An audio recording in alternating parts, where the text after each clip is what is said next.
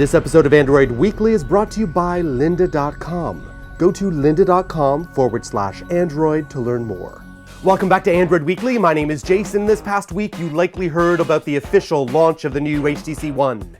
With its sleek design and the fastest chipset currently available, but it also has a 4-megapixel rear-facing camera, but a 5-megapixel front-facing camera, proving that the age of the selfie has reached narcissistic levels. Get the nose, get the schnoz.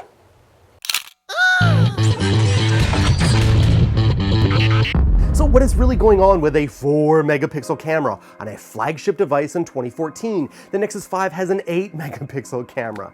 What was HTC thinking? Well, HTC has done a lot to tout their so-called ultra-pixel technology, which is really just a fancy word for the choice and compromise they've made to keep the cost of manufacturing the phone down. You see, for those of you who don't know about megapixels, the average user assumes that the higher the megapixel count, the better quality the camera, but that's not necessarily so. You see, a megapixel is like a peephole, so to speak, that allows light into the camera's lens. So the more the megapixels, the greater detail that camera can produce in its photographs. But if it has a lower megapixel count, those megapixels are larger, allowing in more light. So a lower megapixel camera has a slight advantage when it comes to low light photography. Now, if you look at the article on Android Authority linked up below, where they compare all the most recent flagship Android phones, you'll see that although the HTC M8 does edge out the competition when it comes to low light photography, when it comes to overall general photo quality, the HTC M8 is really at the bottom of the heap.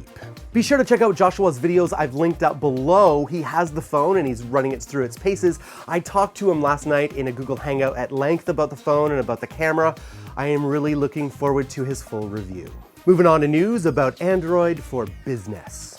Updates and enhancements to Android could include stronger data encryption and storage of sensitive data directly on chips, both of which prevent unauthorized users from breaking into sensitive data stored on the device. You see, that news just came days after the White House announced that they were re-evaluating the use of BlackBerry for their mobile security needs.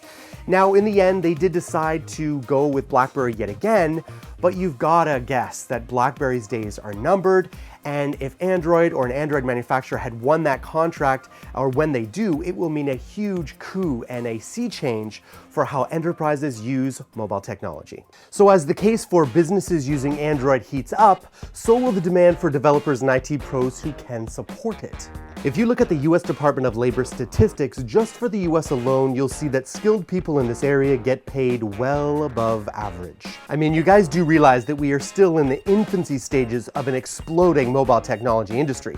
For those of you who have the skills, you'll be able to reap the harvest. There is a way to find high quality instruction that is affordable. I used lynda.com myself to learn what I needed to learn for this job. You can find easy to follow video tutorials that help you learn software, business, and creative skills.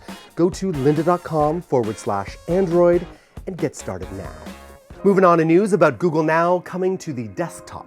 Certain elements of Google Now have existed on the desktop for about a year, but more recently, Google has been working to bring the full card experience over to desktop first with Chrome Canary. This brings us weather, event reminders, sports scores, and all the cards that we're used to seeing on our Android devices. So how do you get in on the Google Now action cards? Well, you just gotta make sure that you are properly signed in and that you have the latest version of Chrome. You'll be happy to know that Office for Android is now free. Microsoft just made Office Mobile for Android free for home use. The app itself has been available since July of 2013 and always free, but it previously required a subscription to Microsoft Office 360 suite. Now Microsoft has waived that requirement, bringing its powerful tools to mobile workers both on Android and the iPhone.